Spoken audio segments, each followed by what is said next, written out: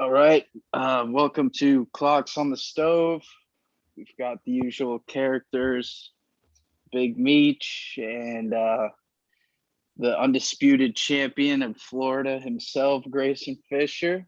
And we have a special guest today who is not a sports guy, but he works full-time at Nickelodeon.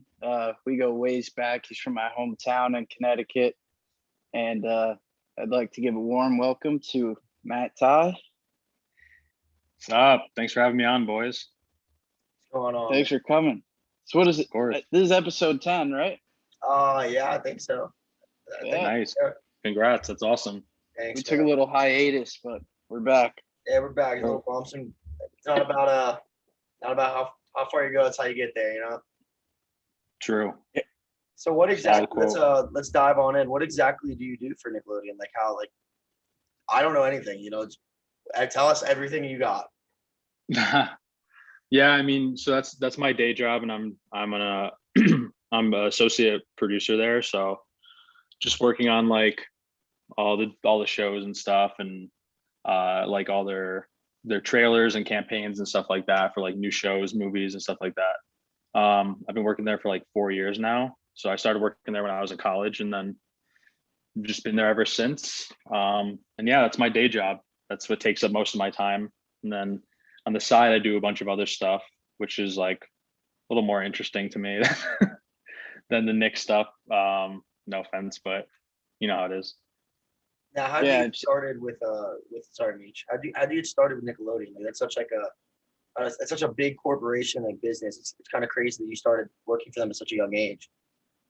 Yeah, so I just did a lot of networking. Like, no, I had like recruiters' emails and stuff, and I was hitting them up. Like, I made a 5-year plan or 4-year plan when I moved to New York for college, and I moved to New York City when I was 18, and then I made a plan. I was like, all right, I'm gonna do this, and those steps are gonna get me to work at Nickelodeon or Pixar, like one of those two. Those were like the top two that I wanted to work at, and so I just like kept doing it, and I had a bunch of internships. Some were unpaid, some were paid. I was working at NBC for a little bit, and then when I was a senior in college, I started PAing like at events, so like Comic-Con and like that kind of stuff for Nick.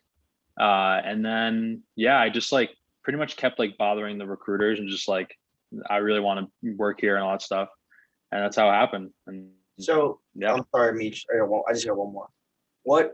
Just like break it down a little bit. So like Pixar and Nickelodeon, the two things you want. What exactly do you do? Like, what's an example of something that you've done for Nickelodeon? I just trying to get a full grasp on it. 100%.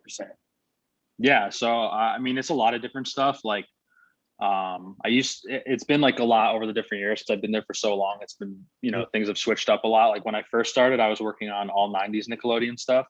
So it was all like the revival stuff, like, like maybe on TV, you'll have like a whole week of like, Hey Arnold or something like that. So I was like writing and producing those spots and working with other producers to make those spots and all that kind of stuff. Are you working on the actual show, or you're working on like getting the show at certain times and certain days?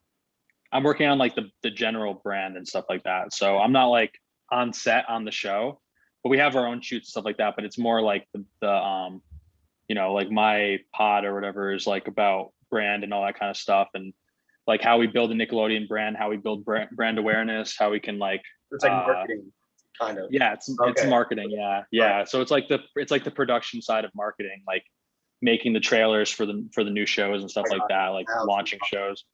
Yeah. I know it's kind of confusing. It's like if you're not there, like whenever I explain it, people are like, yeah, I got it. Why did you want to do Nickelodeon or Pixar? Like that was so specific of a marketing thing. Yeah, I mean, I grew up loving Nickelodeon. It's like my favorite shit ever when I was a kid. And then Pixar too was a big part of my life growing up. So I knew I wanted to be in animation, and those were like the two highest standards I could do. So being that I was in New York, I knew that Nickelodeon was in New York. So that was more like obtainable when I was like still in college and stuff like that. So that's kind of where I ended up. And yeah, I don't know. I've always loved the brand, and I love like the old shows and stuff like that. So it was kind of cool to come in there and like see what they've been doing, and then like also work on the old shows that I grew up watching that I like knew so much about. So I was making like sick content for a lot of those 90s shows back when we were doing that. So yeah, that's kind of the reason, I guess. So you're out in Colorado right now. Like, do you get to, work remotely, or how does that work?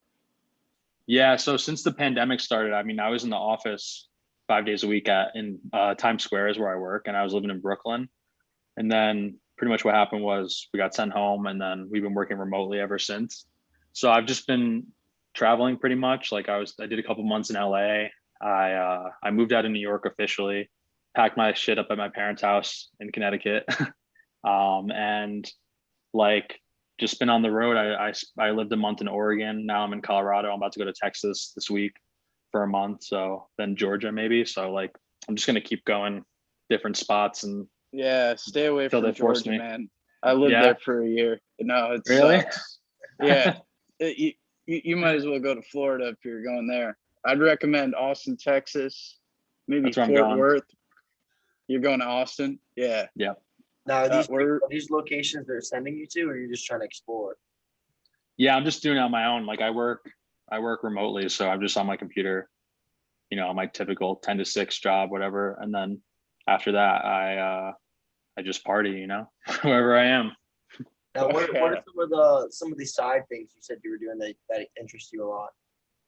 Yeah, so the main thing that I do, which is like way, more dear to my heart than like any 9 to 5 shit, is I just launched this like animated talk show that's weekly, and it's called Matt the Bat's Batshit Shit Show, and it's just like an animated bat that sits at a table and that has like, I have guests on, and I do features on creators that I love and stuff like that. So it's really based around like art and like influencers, creators, like bringing them on and just like hearing their perspectives. And then I also have people come on who are like from different walks of life. Like I had like one OnlyFans model come on who's like crushing it in like the nude photo business. And then I had yeah, it's crazy. And then I had a pilot come on, and then I had a cancer survivor come on. that. Like, you saw that? I saw the pilot one where you're like, has anyone been to the Mile High Club? And I was dying. And the guy's Thanks, like, bro. oh, I've heard stories, but it shit had me dying. Yeah, that's why I do it. It's just like interesting because nobody really talks to a pilot. Nobody talks to like an OnlyFans model. Like these things really, they're not really people that get interviewed very often. So when you talk to them, you get like some gems of clips like that where it's just like natural segue into like talking about funny shit, and it's just fun, honestly. It gives me some no jumper vibes. You know what I mean? Yeah, exactly. Like yeah, interviewing like the interesting people that you would never think about, like complete curveballs. right. Yeah, and he does it so well. It's like, he's so good. Yeah. And like that's one thing I noticed, like especially when me and Meech started doing this, because like me and Meech talked about this for like probably 2 years, and just like it was always like, oh, let's mess around, let's get a podcast, because like we're both the same major in college, and we both love sports.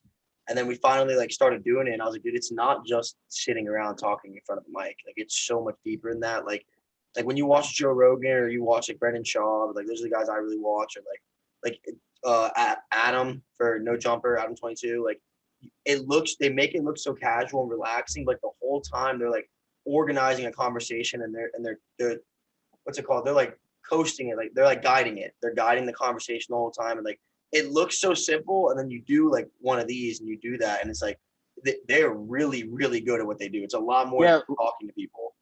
Like Joe Rogan has such a diverse audience, and the way that he's just like a natural, just, I guess you could call him like a journalist podcast. He's like the GOAT in my opinion. Yeah, no, I went to, so actually on the Joe Rogan topic, I'm born and raised from Tampa, Florida. So my family lives in Tampa, Florida. And this past weekend on Friday, Joe Rogan had a stand-up comedy with Tony Hinchcliffe as an opener in Tampa, and I went and saw him. And I've never been in like, I don't know how to describe it. Like I've never been to an event where I couldn't like entail the kind of people that were there. Like you go to a sporting event, it's a bunch of jocks. You go to like a Red Hot Chili Peppers, a bunch of weed smokers. Like there was every kind of human being you could ever think of was at that stand-up comedy. Like every walk of land that you could ever think of was at that Joe Rogan thing. Like I was like, it's insane how he can bring together so many different kinds of people and they all enjoy the same thing, but like they're all so different. Like it's I think his comedy kind of sucks. No, it was solid. It was solid. I was gonna say, how was that? It was good. It was good. I had a good time. The venue itself could have been a little bit better ran, but like as far as from what he can control, he did a good job. Yeah, he did a really good job.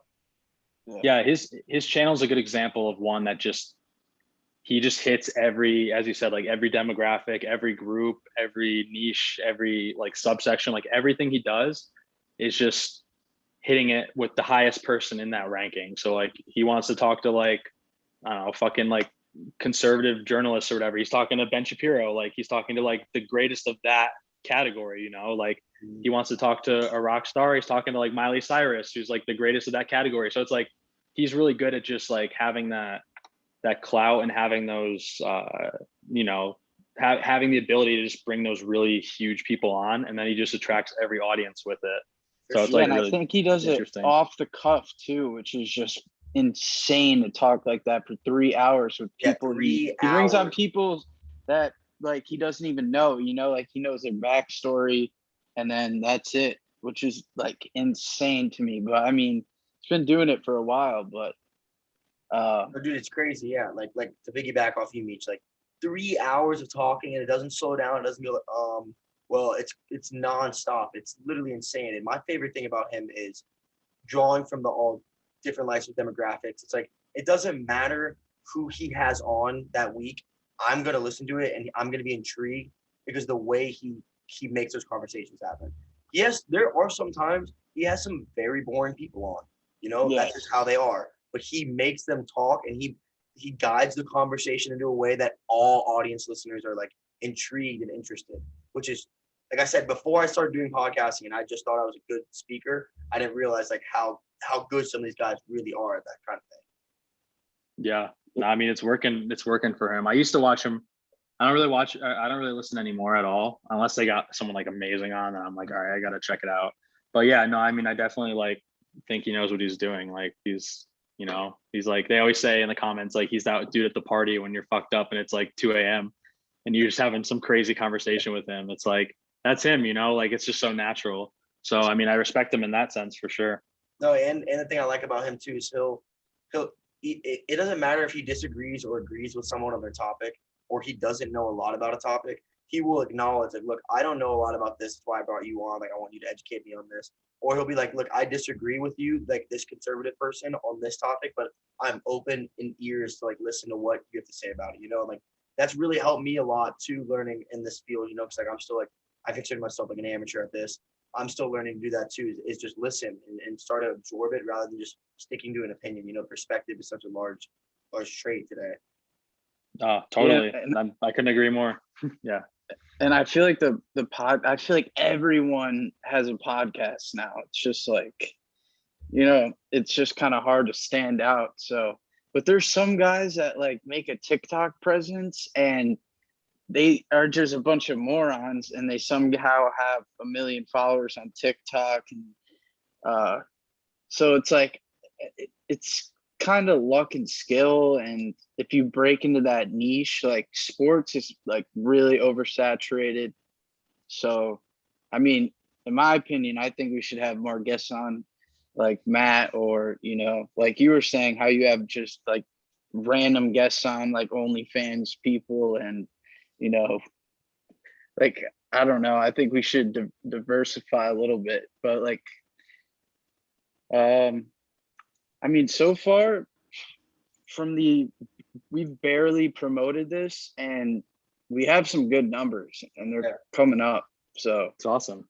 It's great. So like once we get advertisers and stuff like that, I mean, I think, you know, there's like people that do this that don't really have that big of a following, like 50,000, like, and you could do this full time, just, you know, off ads and so, I mean, it'd be awesome to have this as a career, you know?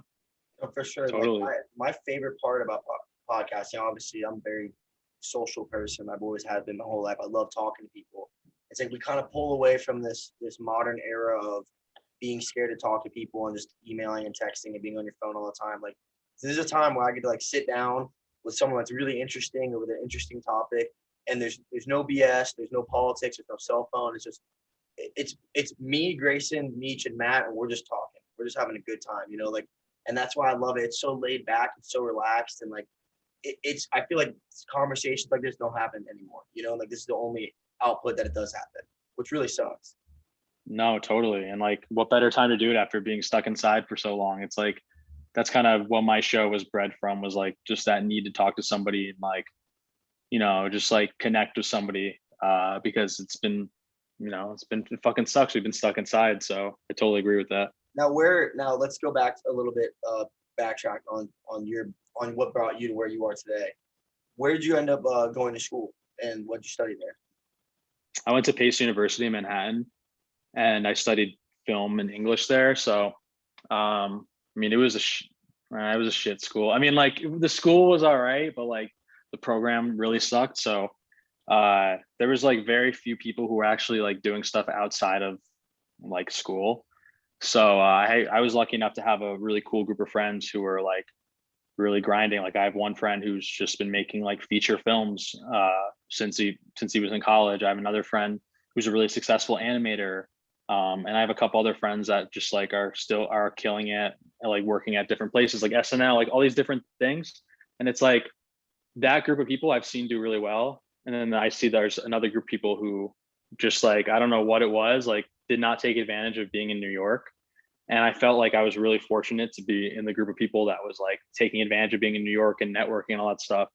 And I got to see firsthand a lot of my friends do really well and really succeed. And that really inspired me to just like do shit outside of school, because that school was not providing the things that I needed. And I was paying a lot of money for it. Like I was going to school in Manhattan, So it's like, for me, I was like, I need to fucking figure this out, because you only have one time to do this, be in college and be in New York and be living off loans and stuff like that. So I made it happen. That's why I'm where I am, why I'm where I am now.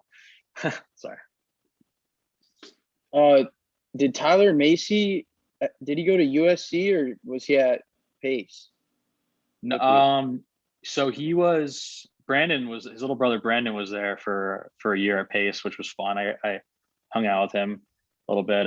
Tyler's at UConn, and he transferred to USC like later, moved out to LA. And yeah, he's like, dude, he's crushing he's it. making films with like Quavo, and like he's doing music videos. He's killing it.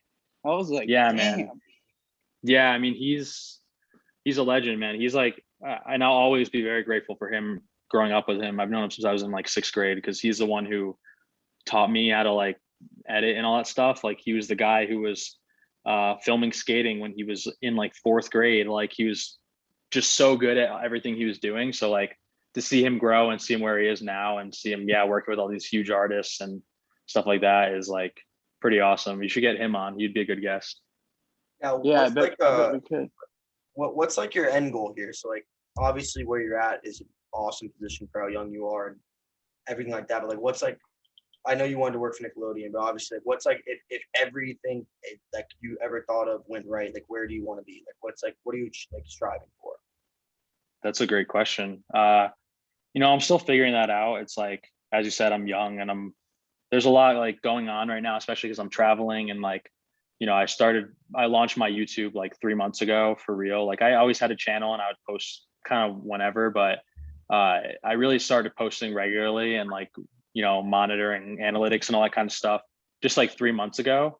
And I'm just seeing like steady growth, and I'm like hoping that growth gets to a point where I could do that full time, because I think like YouTube is such a powerful tool right now, and it's such an interesting place for creators to be. And like with everything we have, it's like, if I want to work in media and I want to work in entertainment, I feel like building my own brand is the way that I really need to go. With that comes a lot of different things. Like financial stability is a little bit harder. If your video tanks, you might not be getting paid that well that week, but if your video does really well, you're going to make a lot of money. And like there's a lot of factors that I'm kind of working out, because right now I have a very steady, well-paying job, like a 9 to 5, and it's great because I get PTO and I get all this stuff, and it's a great company to work for. So it's like, it's definitely a lot on my mind when it comes to how I can build my own brand and just advance further. So I think in my perfect world, I would just be working for myself and, building my brand, making my own schedule, and just doing shit that I love, and having like a small team of people who just like fuck with the vision and want to just make it, make it something amazing. So how many subscribers do you have in those 3 months? I've gotten like 800 or 900 in those 3 months, which is like, I mean, those are small numbers, but I'm more monitoring like almost like watch hours, which is like a bigger one for me, because watch hours just show like how much of your shit's being watched. And I have like on TikTok, I have like 70,000 followers. I don't even fucking use it. It's like one of those things where it's just like, yeah, but it's like one of those things. It's like, I was focused so hard on numbers for so long, and like, how can I like make this viral video? Like, and I've had viral videos, and the feeling of having a viral video isn't nearly as cool as like putting out this like 20-minute animated talk show, which is like so fun, and like I put my heart into, and I get to write, and I get to like host it, and I get to act and all these different things and edit and everything. So it's like, for me, yeah, I'm really thankful for all 900 of my subscribers, but at the same time, it's like I'm just like trying to focus on like doing it right now, which seems like you guys are as well. Like, it's just fun, right? Yeah, exactly. Yeah, it's a good hobby. Yeah, it's a good because like I can, going back a little bit what you said, it's a good like I'm an MMA fighter. I don't have a structured path. I'm not high school football, college football, NFL, or baseball, MLB, minor leagues. There's no structure for me. It's like, hopefully I do good in amateur, and then a pro organization signs me, and then hopefully I do good in a pro organization, and then maybe go to like a UFC or Bellator or something that can hold you. But like at the same time, to make a living fighting, it's years. Not everyone's Conor McGregor. The average pay for the UFC is like 20,000 to fight. Like it's not what you think it is. Yeah. So like, holy shit, really? Dude, that's wild. What about like the brand deals and stuff? The UFC pays their fighters 16% of their revenue. 16%. The same thing with WWE is like the same shit. Like, they get horrible health insurance and all this stuff. It's like, yeah, and they're dead from shooting roids by 45. So then I also have to find other outcomes to make money. Like, obviously we're not making money off this yet, but I would like to eventually. And I'm an entertainer. I have to get endorsements. So like, I have all those other things too. So like, right now I'm just trying to. I'm not really worried. Like, right now I'm blowing up our podcast or like being like super famous or anything. I want to know that I'm good at it now. I'm 21 years old. I turned 22 in 2 days. Like, really young. I'm doing a lot more. I like to believe that most people are my age. But I want to stay ahead. I don't want to end up being ahead and then catching up to everyone else. I want to stay ahead. So I'm trying to do this more to learn an aspect, and then it's a good building platform. What if our podcast goes up? All right, we're making millions off this. Or I go to ESPN and get an interview. I show them, look, I have experience in front of a camera. I have experience running a podcast. So like, it's little things like this that are so fun, and they open up more than one doorway in your life. Have you made your oh, sorry, Grayson, have you made your journalism portfolio? Yeah. No. Oh, are you a junior? I'm a senior. And you're young. They haven't had you do that yet? Dude, that's weird, because that's like big. No. I have one, but like, yeah, bro. But things got weird when COVID hit, man. It went like a weird, like, there was no more A to B. Like, that doesn't exist no more. What do you mean A to B? Like, usually it's like, all right, you're gonna take this class and do this, and then this class and do that, and see that pressure. It's not like that no more, bro. So there's all these variables. What were you about to say though, Matt? I was just gonna say, like, yeah, I had one, as I said, like, having these people on my show, it's kind of cool, because like, they just, hearing their mindset and hearing how they think about like their like things like process and growth and all that kind of stuff is really interesting, because I've had people, who like my friend who's a pilot, he's just like a pilot, like he's not an influencer or whatever. And then I've had people who have like, millions of subscribers or whatever. And like, hearing their different ideas of what's going on is like, and how they're going to like, move forward with their brand and fight burnout and stuff like that, which is something I talk about a ton on the show. It's like, it's really interesting. And two of the best things that I heard from it, which I think are worth passing along, are like one person told me he's a really big animator as well, from Wales, and he was like, yeah, man, like it's all about consistency over time. Like that's what builds, that's what, like, because that's the whole thing with viralness is like you go viral, you have nothing to back it up. It's like you're just stuck making that one thing that made you viral for the rest of your life. One hit wonders. Yeah, it's fun. Like it's just sad, and it gives people false hope. So like and I used to feel that way too, and like having videos that have done well like that, I'm like, the legacy that comes from it is not nearly as enough as if I had a brand built behind it, and like it brought people to my other videos and shit. Like, and it's interesting. So consistency over time is the big one. And then the next one that I thought was really interesting was I had one other guest who's a musician, and he was talking about like focusing on levels. And he was like, yeah, like he's noticed himself focusing on levels. So like he's got this level and he's like, all right, I want to get to this level, and I want to get to this level. I want to get this level. And like he's doing really cool shit, but he's not even noticing where he is in the moment because he keeps focusing on the next level. And when you keep doing that, you burn yourself out, and you just like it's good in a way because it obviously keeps you in the mentality that you're like grinding and all that kind of stuff. But I really resonated with that because I felt like I was always focused on the levels rather than the process. And like when you don't focus on the process, you're not learning. So it's like that's the best thing I could say. And it seems like you guys have that mindset with this podcast as well, which is pretty sick. I'm really glad you said that because I was always like going into this year, because I feel like what I like to do a lot is like every year in my life, because my birthday, like I said, is in 2 days. It's like a reevaluation, like what did I gain this year that I'm better at? What am I worse at? I like to think a lot. I'm a big thinker. I especially when I'm like in fight camp, I have a lot of extra time on my hand. I like to reevaluate myself, reevaluate everything I'm doing. I just feel like it's healthy. And going into this year, I would always like refer to the Matthew McConaughey saying where he's like, everyone asks me who my like who I want to be, like who inspires me. It's like me in 10 years. So that's what I always think about. Like, well, in 10 years I want to be here. In 10 years I want to be here. And then about maybe a little bit less than a year ago, I read this thing and it was like, stop worrying about where you're going to be next year because the year from you last year is thinking about where you are right now. And I'm like, yeah. So I try to do, and I get like a healthy anxiety about it sometimes. Like I wake up like, I got to do this. I got to do this. So like, oh, I'm worrying about this thing next week. And I've been trying to work on it a lot, and I'm definitely getting better at it. I haven't fully conquered it, but like, do not think about anything other than today. Don't think about a single thing. Don't even think about waking up tomorrow. Wake up today and attack and give today a 110% of everything you have and enjoy every second of it. And then go to sleep, and then you worry about tomorrow when tomorrow comes. And then like Joe Rogan talks about it. You do that every day. That one great day goes into a great week, and that great week goes into a great half month, and that great half month goes into a month, and then months, and then a year, and then every day is amazing. Because I used to get overwhelmed thinking about everything at once, but it's like one day at a time. Like I won't even think about what I'm doing tomorrow morning or like even waking up tomorrow. Like I don't even want to know about it. If I have nothing else to do today and I'm bored and it makes me think, I'm going to enjoy the time off because there's so much time in my normal life where I'm like, oh, I wish I had time off, so I'm going to enjoy this time right now. And that's that's a perfect thing. Sounds like you quoted that from the AA book, One Day at a Time. No, I'm serious. I used to have that problem too, and it's been a rough year for me. And so I mean, I just take things one day at a time because I'm like, I'll freak out about the future or the past. So it's just like, fuck, you get another day on this earth, and it's just attack the day. And like you never know. You can.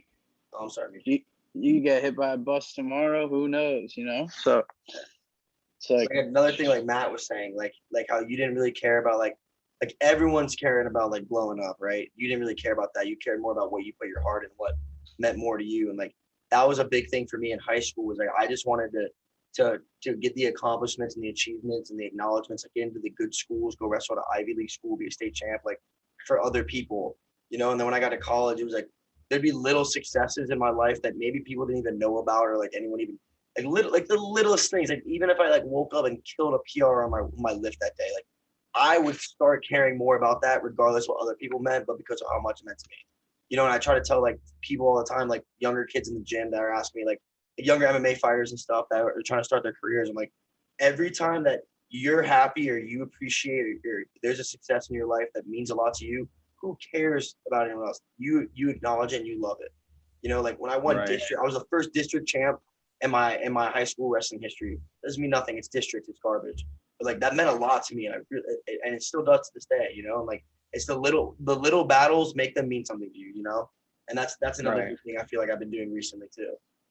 Yeah, I think like social media has fucked our perception of what is successful and stuff. Yeah. Like as you said, like that means so much to you, but like you might be if that happened today, you might be inclined to like make some shitty TikTok about it, and then it's like, you know what I mean? Like it just takes away from all these like experiences, and like it makes me just hate the internet so much because I just think like the mindset now is just blow up now and then live off of whatever fucking stupid niche you have. And like today care more about clout than they do about being financially stable and successful. Yeah, dude, especially those girls in like South Florida and LA and New York City. Dude, it is unbelievable that these girls can just post their fake tits and make they're set for life. It's just unbelievable. Or no, they think it's for life. They're like, oh, I'm banging all these celebrities. Oh, yeah. And then in a year, you're homeless or you're working at McDonald's. You know, like they don't understand financial stability anymore. It's all about followers. And that's not real life. Like it's cool now, but then when you're 40, it's not cool anymore, you know? Yeah, it'll be interesting to see how it plays out. I'm interested to see. Yo, Matt, do you remember this girl, Sam Oliveris she's younger than you, but yeah, I remember. Dude, she's fucking like flying all around the world, like eating at Nobu, and small world. I met this guy from Newtown, and she like brought him on all these I can't pronounce the word. Extravaganza. Dude, what the fuck? we might need to edit that out. Extravagant.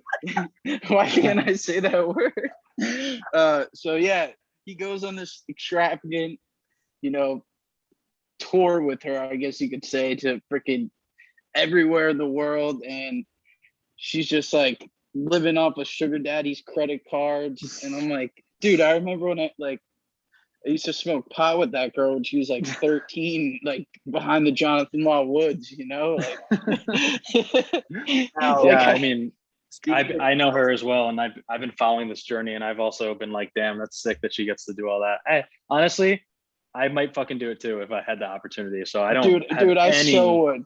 Yeah. Right, I don't have any negative thing to say about that girl. No, absolutely not. Like, it's just like a girl from Milford, Connecticut, like from Devon, just. Yeah. Now, Matt, you do a lot of traveling. What are some?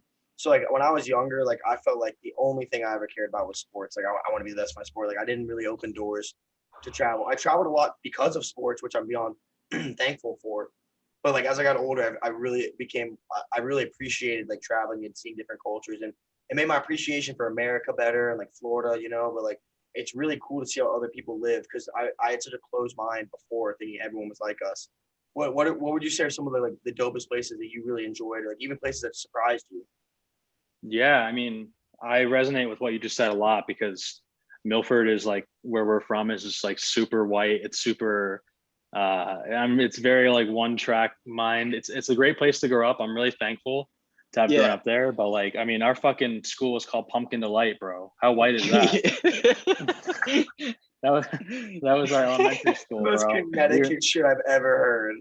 Yeah, we were in YMCA together. We were playing Game Boys and playing Pokemon together and at Pumpkin Delight. Dude, imagine if we still had those Pokemon cards. Been so rich, bro.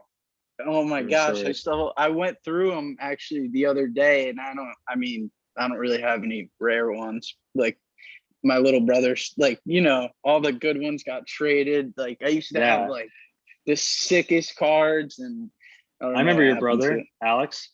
Yeah, he's a character himself. He was a character when we were young. I remember like I just like I have memories of like being on your street because I would hang out with like your neighbors. And I just have memories of like being in the woods with you guys and like people were shooting paintball guns at us and shit. And like, yo, you were there for that? Yeah, bro. With like Jeremy Melita and bro. My gosh, dude. They're like back to the traveling. Like so, like since you're You're good. Yeah, So sorry. all, like, We went off on a I'm tangent. from Tampa, which is very culturally diverse, which I didn't appreciate being from Tampa until I left Tampa. Very culturally diverse, like a lot of different backgrounds, and I got to meet a lot of different people. But like from where you, like you're saying, it's a very small town. Not a lot of people leave. I'm assuming. What was that like to leave there and like I said, awesome places you got to see after that and what you thought about it? Yeah, it was. I mean, it was awesome. I had always dreamt of leaving. Like since I was little, I was like, I'm going to Boston or New York or Oh, yeah. LA or London. And like when I finally got to go, I was like, damn, man, like this is awesome. Like I have friends who actually like are proud about art and making art. And like I have friends that like are great at writing and great at these things that were really not part of the social norm when you're in Connecticut. Cause it's more like, being from Connecticut and being at like a typical public school like we were at, it's like very like sports based and stuff. So I never really felt like I had a community that I belonged to, which was fine because it was like at the end of the day, like I found my people who like that, like Tyler or like a couple other my friends who do that kind of stuff. But when I got to New York, it was like next level shit. Like I was like meeting the coolest people who are just crushing it. So like going to New York was sick because I got to meet all those people. And then going to LA has been awesome because I get to meet like people who are in the industry, which is like a totally different ball game than New York because, I hang out with YouTubers and stuff there and they're just cool as hell and they're doing their thing. And then like being in Oregon, I was like, okay, I'm in a whole other state that I don't even know about. I was in Portland in this house in the suburbs and it was like a beautiful city and just like met so many different people and then Colorado is the same way. Like I'm in Boulder right now and it's like very like granola, hippie-ish, all that kind of stuff. Like it's not as big about going out here as it is like hiking and stuff like that. So each place I try to like take a bit of and kind of like put it into my jar or whatever of just like things that I love about each city. I love about people that I meet. I love about the culture. And like I'm kind of formulating like the idea of like where I want my home base to be. And I've been to Europe a lot too, and that's been somewhere that's really inspired me just to like, do better. Like, I mean, imagine moving to Europe. That would be pretty sick. Yeah, I'd love to move to Europe. I kind of try to do what you do because like I said, I'm a nerd, sports nerd, dude, like that. Everything in my life is revolved around sports, like I love that about me. I don't regret that. But like what I used to do is like when I started traveling a lot is I would buy sports teams to the cities I've been to. Even if it was like a small Division III school that was in like a That's little sick. town. I like that.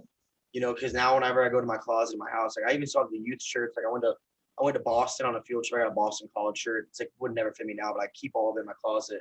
And it's like it's the littlest things. Like I probably never even rooted for that team or even knew a player, but like every time I see that shirt, I remember that trip exactly. You know what I mean? Like that's something I try to do a lot. If I have friends go to other places, I try to get them to get me jerseys. Like I just want to have a wide variety of things. Like I just feel like there's like little landmarks back to the thing of like it means a lot to me.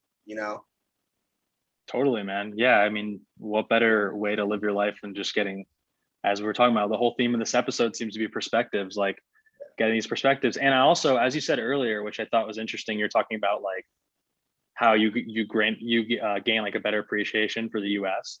Like I've always had, I mean, the past couple of years, just with everything going on, I've just had the mindset of like, fuck this country pretty much. And like, I think a lot of people have, but what I'm realizing is like, as I'm going to these places is like, there's some sick places in the United States. Like, I've been to Switzerland, I've been to like all these scenic places, I've been to Iceland, like I've been to these places and I have to say like being here and like just being in like driving, like I drove this weekend, I stayed in like a trailer for my girlfriend's birthday, like up on a mountain. And I'm like seeing like mountain lions and shit. And like, I'm like, this is crazy. Like there's actually really cool things in the US, which aren't really talked about. You know what I mean? They're not like the big tourist destinations, but there's some sick spots. Yeah, dude. What like really opened my eyes. Sorry, I got one thing to say real quick. What really opened my eyes was about this summer. I ran. So I'm like I said, big wrestler, big MMA fighter. Iran was being overrun. I think it was Iran, and they ended up their most decorated wrestler in their country. Their government took him and hung him for a nonviolent protest in the streets. We're talking about like the LeBron James of wrestling in Iran. Like we're talking about like he's not a nobody. Like everyone, he's their biggest name celebrity in that country. You know what I mean? And it's just that was one of the realest realizations that ever hit me. Because I'm 20 years old, 21 years old, and I'm like, dude, it's crazy that in this country people are depressed because they don't have the nicest cars, or they're depressed because they don't have all the followers, and like realistically, like just being alive and being a woman that's able to go vote and being able to like be a person of color and being able to do whatever you want in our country. It's like the little things like that. It's like this man was the highest level of a celebrity's athlete in their country, and they just told him like it was nothing, you know. And we don't appreciate stuff like that enough, I feel like, and that made me, like I said, appreciate the little things too. You know, it's crazy how different the other world is. We always bash America, but it's like there's a lot of stuff that we don't appreciate enough here. And it goes back to what you said. It's the media. You know, the media changes perspective. Yeah. Yeah, but Matt, what was I gonna say? Oh, how long are you in? Are you in Denver, Boulder?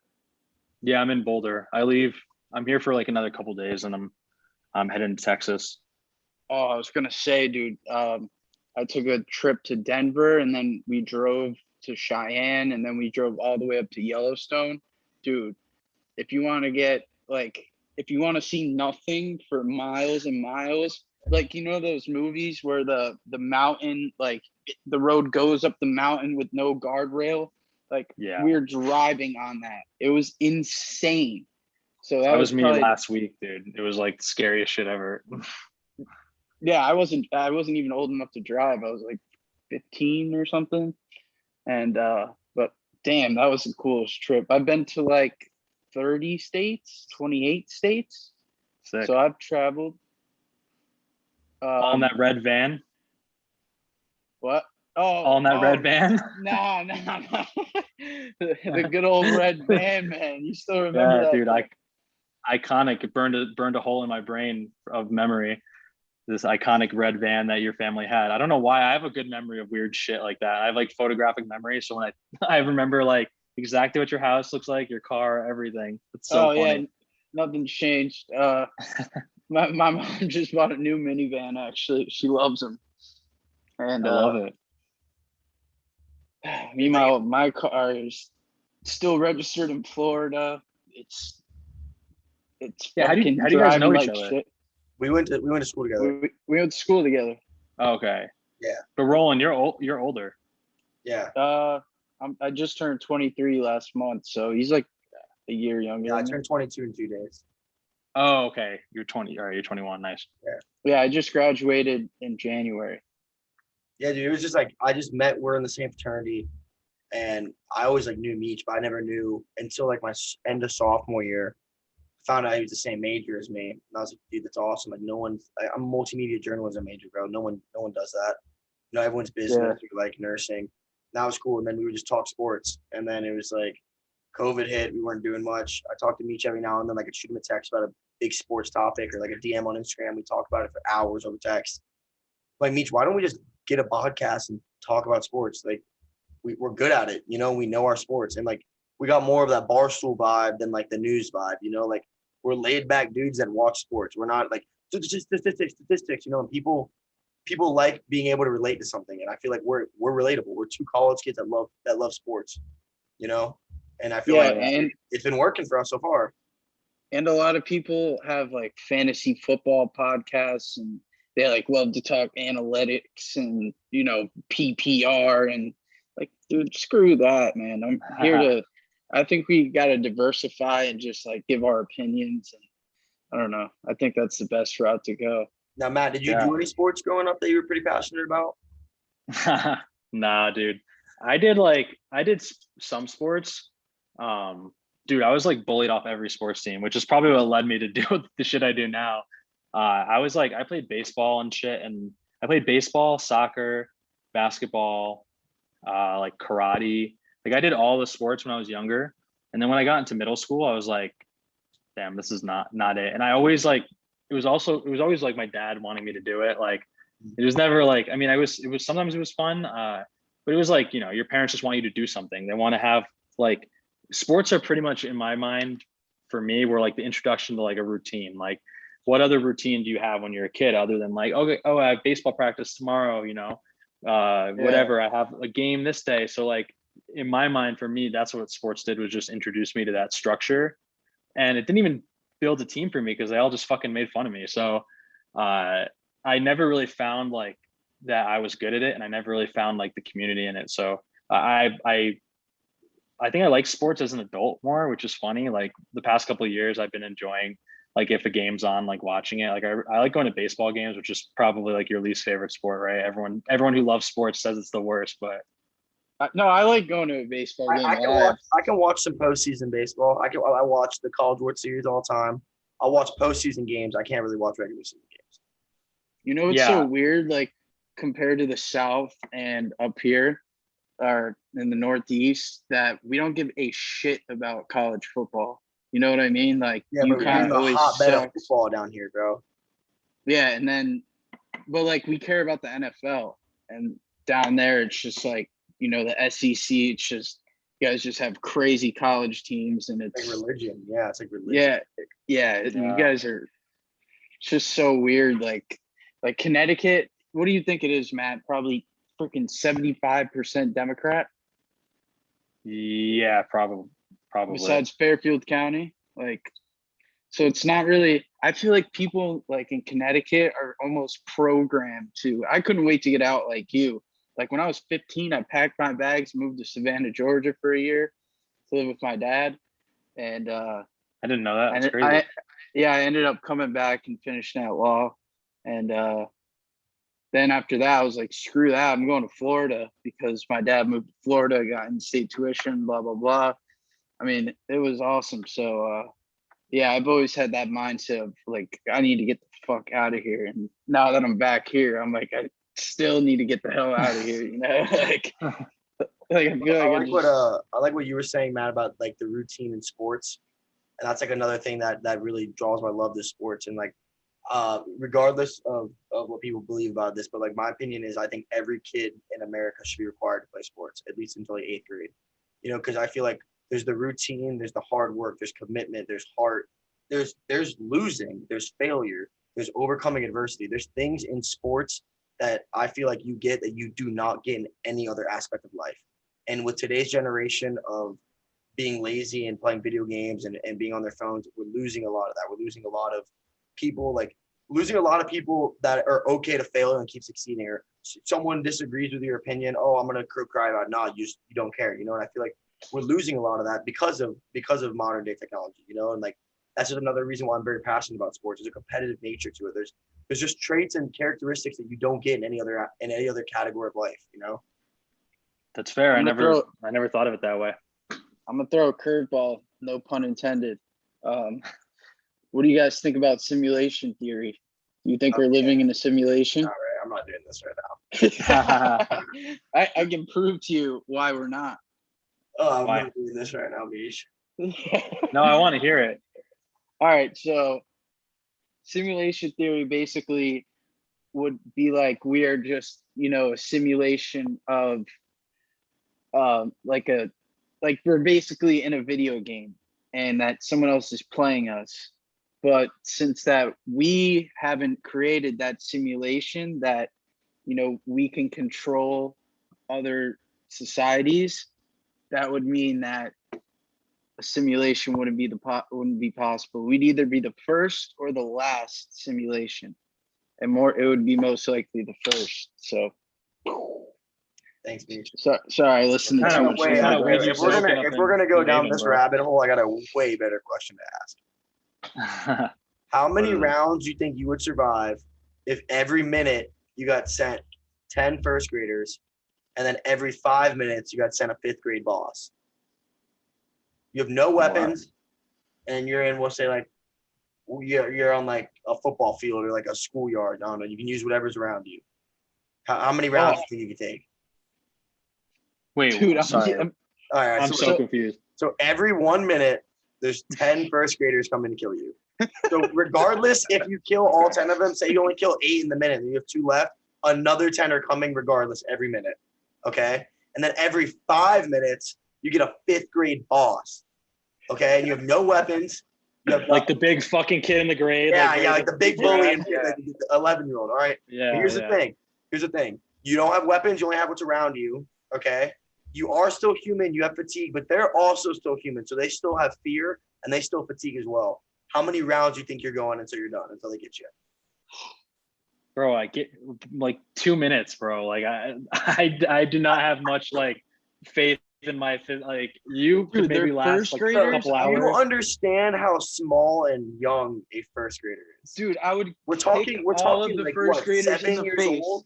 We're talking like 50-pound 7-year-old. Oh Like my a god. plate, like a plate. Dude, but a minute, that's kind of like you'd have to take them all out, just grab like 3 of them by the heads and just clump them together. Like we'd have to Yeah, you kill gotta be them. smart. You gotta They be are smart about so your small, bro. We have to kill them. I'm not killing. okay, the first yeah, grader.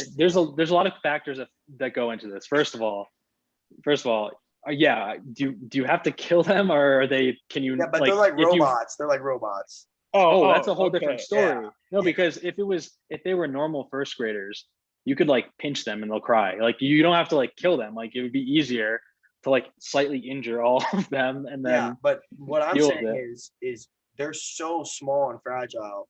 You can just one hit one of them and then use that one to just kill the other ones. All right, dude. I say we end this podcast because my phone's gonna die. So. I mean, that's And not a that- bad idea though. But like on Family Guy, Peter said he would just go in like a bathroom stall and just like a narrow entryway, so they have to come in single file and just front kick them. It's just When one does at a it time. stop? Does it ever stop? No, and I mean until you're dead, then it's over. The I think I fifth would, grade like, go the boss would opposite really way. get you. But I would leave can't, the vicinity. like you have to be there. Like you have to fight. Dude, I would just rather just die then. Like I don't want to deal with all the exhaustion. Like Okay, I'll let them you kill don't me in know- the first minute. No, now you're making it too complex. You don't know at the time that there is no end. Okay. Yeah. Wow. I don't know. I'm gonna have to think on this. That's a hilarious question.